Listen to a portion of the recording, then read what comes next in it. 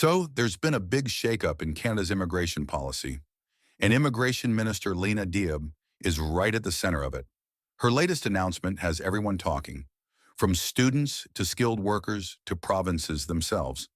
Yeah, it's basically a major reset of how Canada handles immigration. The goal?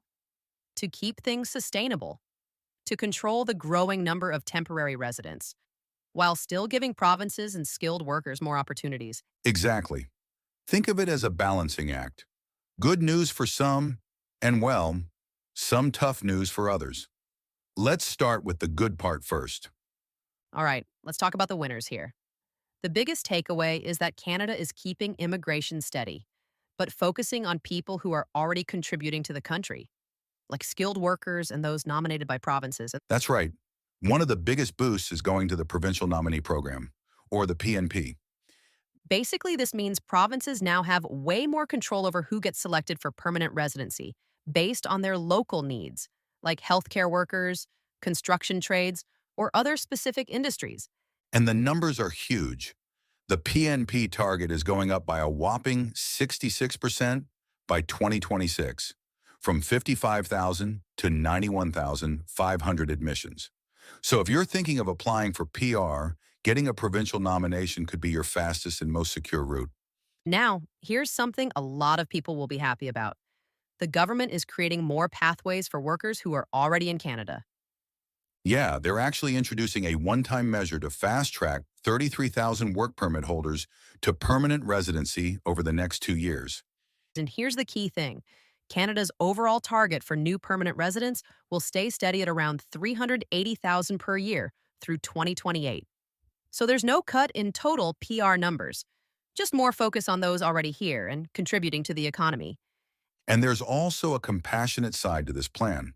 The government is tackling the backlog of protected persons, people who've been waiting for years to get their PR status.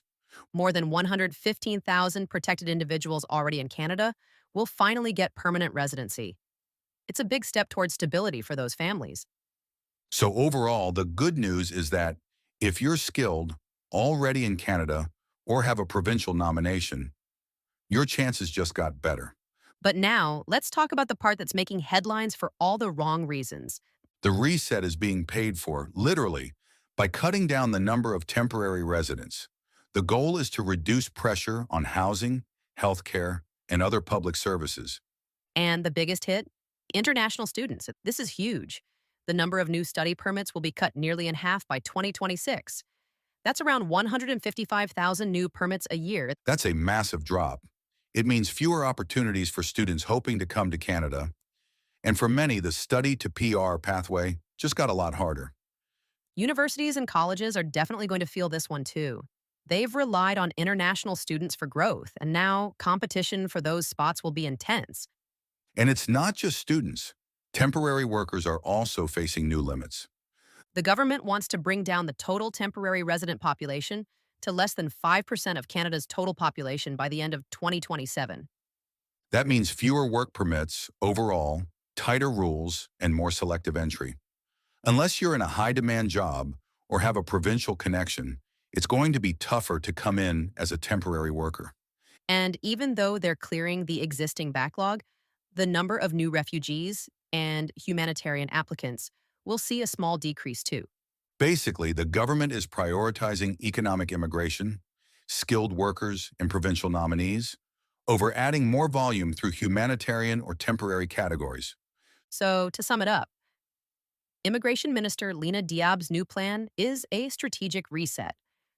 It's good news if you're already in Canada, working, or nominated by a province. But if you're outside the country hoping to come in as a student or temporary worker, the road just got a lot steeper.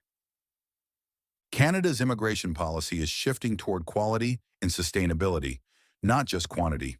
It's a big change, and it'll shape how people plan their move to Canada for years to come. That's it for today's breakdown. Thanks for tuning in, and stay with us for more updates on Canada's immigration story.